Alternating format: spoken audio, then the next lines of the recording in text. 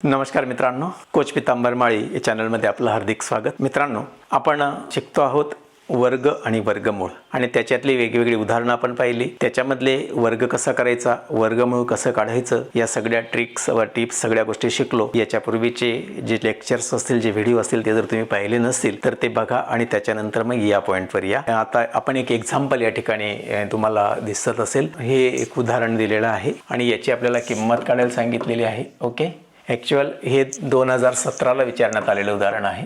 Okay, तर बघा याचे पर्याय पण इथं दिलेले आहेत। तर चला आपण हे बघूया, सोडवूया हे उदाहरण। तर या ठिकाणी चार्ट जर आपण पाहिला, चार्टमध्ये तुम्हाला लक्षात येऊन जाईल की इथं बघा, इकडे आपण 196 कशाचा वर्ग आहे, 14चा। इथं पॉईंटचा विचार नाही करायचा। 196 कशाचा वर्ग आहे, 14चा वर्ग आहे। ओके, त्याच्यानंतर पुढे कोणता दिलेले 225 अधिक 25 कशाचा वर्ग आहे, 225 15चा वर्ग आहे। ओके, मी सांगतो पुढे पॉईंटचं काय करायचं। आणि 289 हा 17चा वर्ग आहे। आता इथं 2116, हा जो 2116 आहे, हे आपण जे आता पद्धत शिकलो त्या पद्धतीने आपण काढून घेऊ।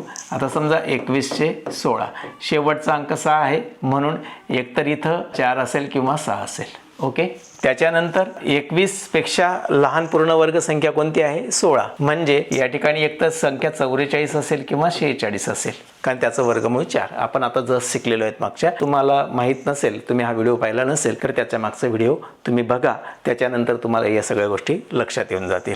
ओके, आता या ठिकाणी आपली संख्या 21 आहे आणि 4ला आपण जर 5 ने गुणलं, 4 पंचे 20, तर 20 पेक्षा 21 मोठी आहे, म्हणून या ठिकाणी हा 46 येतो। तर याचं उत्तर 46 आलं। आपण या ठिकाणी पॉईंटचा विचार केलेला नाही। आता आपण पॉईंट देऊ। ओके, आपण एक एक्झाम्पल आपण शिकलेलो आहोत। या ठिकाणी तुम्हाला मी एक रूल सांगितला होता, जिचा वर्गमूळ काढायचा आहे त्या संख्येमध्ये जर जेवढी स्थानं असतील तर त्याच्या निम्मे इथं घ्यायची। इथं 2 आहेत म्हणून मी इथं 1 घेतलं। ओके, इथं पण 2 आहेत म्हणून इथं 1 घेतलं आणि इथं 2 आहेत म्हणून इथं 1 घेतलं। ओके, आता इथं बघा, इथं 6 आहे स्थान आहेत 46 आणि इथं किती घ्यावे लागतील, 1 2 आणि 3। ओके, आता बघा यांची बेरीज करू आपण। 7 5 12, 12 आणि 4 16, हातच्याला 1 1 2 3 आणि 4, वरती आलं 4.6, खाली आलं 0.046। ओके, तर बघा आता इथं दशांश चिन्हाचं पण कसं करायचं ते बघा। इथं संख्या आपण लिहून घेतल्या 46, खाली पण 46 लिहून घेतली, म्हणजे दशांश चिन्हाचा विचार न करता त्या लिहून घ्यायच्या आणि वरती जेवढी स्थळ असेल तेवढी 0 खाली द्यायची। वरती 1 स्थळ आहे, खाली 0 दिला आणि खाली जेवढी स्थळ असतील तेवढी 0 वरती द्यायची।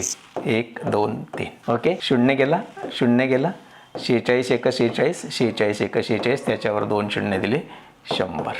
ओके, आणि हेच 100 जर उत्तर असेल पर्यायामध्ये तर 100 येईल, किंवा नसेल तर मग जेवढे 0 असतात तेवढा अंक लिहू, म्हणजे 10 वर इथं 2 0 आहेत, म्हणजे मग आपण दुसरा घातांक केला म्हणून पर्याय क्रमांक 1। ओके, तर या पद्धतीने आपण जेवढं शिकलेलो आहेत ते शिकलेलं सगळं वापरून आपल्याला पुढचं उदाहरण सोडवायचं असतं।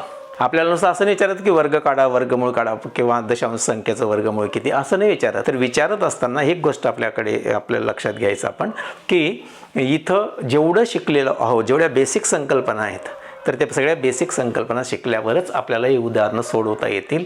तर हे सोडवणं गरजेचं आहे। ओके, तर या ठिकाणी आपण थांबूया। याच्या मागचे व्हिडिओ तुम्ही पाहिले नसतील तर ते जरूर बघा, कारण त्याच्यामध्ये ज्या बेसिक गोष्टी मी सांगितलेल्या आहेत त्या आल्याशिवाय तुम्हाला पुढची उदाहरणं येणार नाहीत। ओके, तर चला थांबूया। Thank you and all the best.